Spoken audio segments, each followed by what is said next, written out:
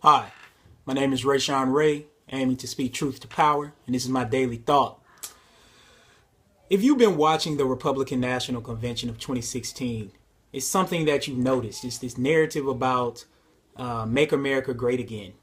Well, from the plagiarism scandal to all of the turmoil inside of the party, we really have to ask ourselves who they are trying to make America great again for.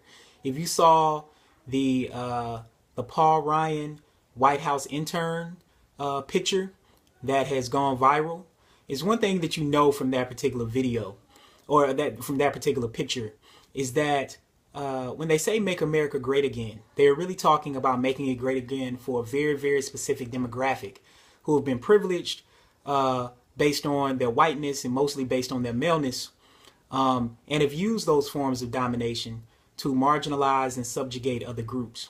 And so obviously we have to go out and vote.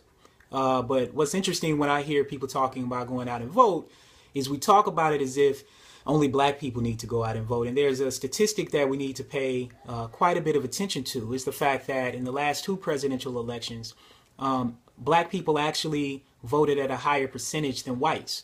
So possibly what we actually need are for whites to go out and vote as it relates to their own interest, right? Their own economic interest, their own interest for how they think about equity as it relates to a nation, and how we all can collectively come together to make change for our country.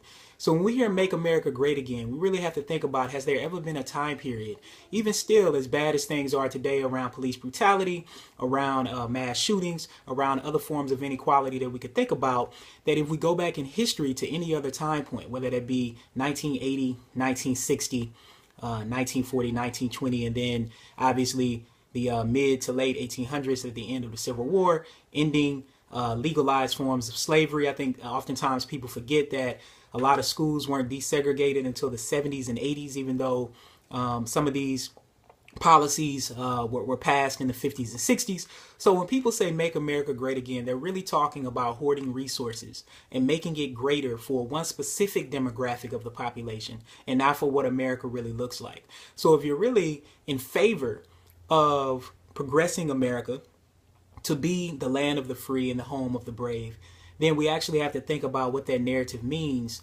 to a vast majority of the population, and then actually put our vote to where it actually should be. And not just voting in the presidential election, but also in local elections to actually change what's happening on a local level. So this is my daily thought.